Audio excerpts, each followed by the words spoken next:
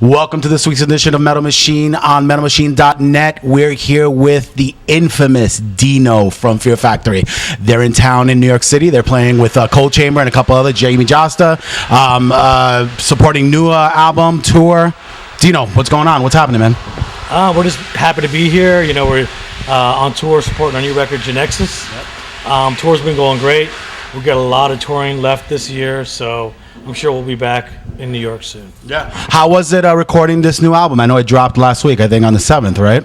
What was the process there for recording this?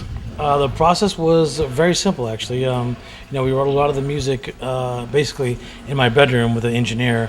Right. We used the drum program and all that stuff. And then once we got most of the songs down, we brought all the drum tracks to my drummer. Right. And so he added all his flair and his touch. And so we went into the studio and we recorded the live drums, which came out amazing. Right. And then obviously, sometimes some of the music changed a little bit, with Bert's vocals. We had to make it fit, make everything fit. And then we, during the process of the recording, we also left the studio a few times to go do some tours. Right. And it's kind of good sometimes to step away from it because it gives the songs, when you come back to it, you got fresh ears. And, we took our time just to give the songs, more time to grow and to evolve. Get like a second look, right? Yes, exactly. And, we're extremely happy with it. We took about a little over a year to make the album. Right. We're very happy. It's crazy. I've been following Fear Factory. We're doing 20 years now. You guys, obviously, 20 years plus. And it seems that you always had the man-machine, cybernetics, technology, the future. It almost seems like that's caught up with you guys now, right? It's here, right? Yeah, right? Definitely here. On this record in particular, right. It's basically the singularity process where man and machine have become one. And so that's basically... We're talking about the next 50 to 100 years from now. Hopefully, I'll be alive to see all this. Yeah, we'll all have cybernetic parts, right? Yeah, but when we first started Sullivan, our first record, Sullivan and Machine. Right. When we first started, me and Bert were really big into sci-fi concepts, and obviously sci-fi movies and right. books, and we have been following what they call futurists and scientists right. about things that they've been. The real Tony Starks, right? Exactly. Yeah. Stuff they've been coming up with, Ray Kurzweil, Stephen Hawking, right. and guys like that. And those guys definitely influenced us over the years to write what we write about. I mean, one in particular, a record that we put out called Obsolete, right. and that was how, certain things become obsolete. Yeah. Obviously books, CDs. Mm-hmm. People's jobs. That whole disruption technology stuff that's going on right now, right? Magazines. Yeah. Human contact, everybody's just texting each other. It's like sure. A lot of things are becoming obsolete, and we've been predicting that since way back. So, yeah. And then we had another record called Digimortal, where we talked about the transferring of the soul, cloning technology. Right. So now where we're at, Genexus is basically the future. Mm-hmm. And isn't it amazing, like you were just saying, you were just recording in your bedroom, in your house. It's almost transportable now, the way technology is. It's not going into the studio anymore, right? No, well, a lot of people are doing it basically out of their own bedrooms. Right. You know what I mean? The technology has gotten so good that you can actually make, fake drums sound real. Right. A drum program, which we have. We use it on The Industrialist.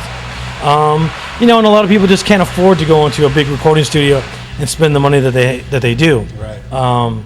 But at the same time, we still love using a live drummer. Right. We don't want to see musicians or live music become obsolete. Right. We don't want it to be laptop, everything on the laptop. Everything just buttons, right? Yeah. So, we try to preserve as much as we can. And you think, is that a good thing or a bad thing, or is it just in the middle ground in a whole for music in general? EDM is really big now. People are paying, millions of dollars, not millions, but thousands of dollars, just to see a DJ press a button, yeah. So it's kind of in the middle. Right. I think people still want to see live music, live bands, and I hope that it continues that way. Yeah. So where are you guys heading with this tour right now? Right now, we got about another couple of weeks left on this tour. Right. Then we got another month on our own. In the U.S., and then we go to South America. We go to Mexico, Argentina, Chile, Brazil. We go to Malaysia, we go to Indonesia, Tel Aviv, Russia, a lot of places that we haven't been to. And then we do a European tour in support of the 20-year anniversary of Demanufacture in Europe and the UK. So hopefully we're going to see what happens. Hopefully we're going to see what happens over here in the US next year. Very cool. So let me ask you, I was on the interwebs today, preparing, just seeing what was going on with Fear Factory in a whole, and this little article popped up, and it was all about how Dino had said that this is the way it was written, right? So how Dino had said that, bands are stealing from us, they're taking from us, or whatever. So obviously I dug deeper, and I read exactly what it was that you guys were talking about. So, what was it in general in 30 seconds that you really were kind of saying, if in fact is what you did say? Well, I talked about, unfortunately, I was a victim of clickbait, as they call it. And clickbait is where somebody tries to create a headline just to get people to click on their site, so that way they can get, obviously a lot of viewers, and then they can actually sell advertisement. Because the more clicks you get, the more advertisers want to spend, to advertise on your site. Websites 101. Here you go, right? Yeah. So that's what clickbait means, and I was a victim of that. And so somebody actually changed the headline and said, use the word ripped off.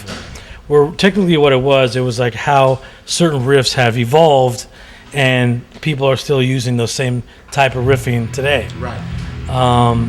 That's really all it was. Right. I mean, I talked about a particular song in particular, a song called Scapegoat.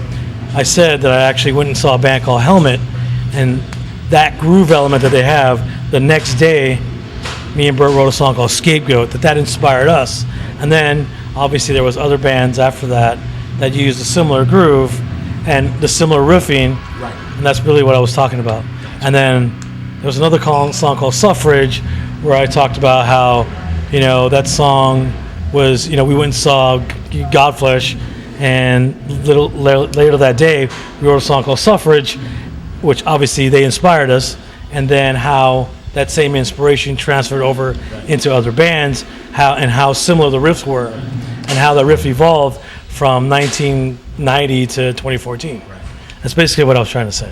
Straight from Dino's mouth, right? You see, here it is. Nobody ripped off anybody. I mean, there's only so much riffs you can actually do. This is true, and especially with bands like you and yourself and other bands that have been around 20 plus years, something's going to be similar to something else somewhere. Correct.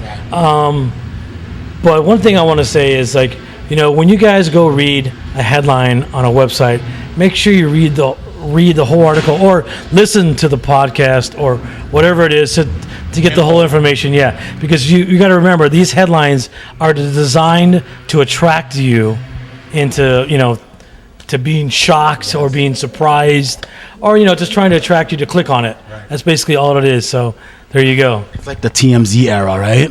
It's crazy, man. Yeah, and it's obviously transferred over into metal sites. I mean, there's so many metal sites that do it, that's just what it is, We don't care for that, man. We just like to talk to the bands. We report on information, what's coming out, what's happening. We don't like to get into that drama craziness. Well, it's like, it goes like reality shows. They're not really reality.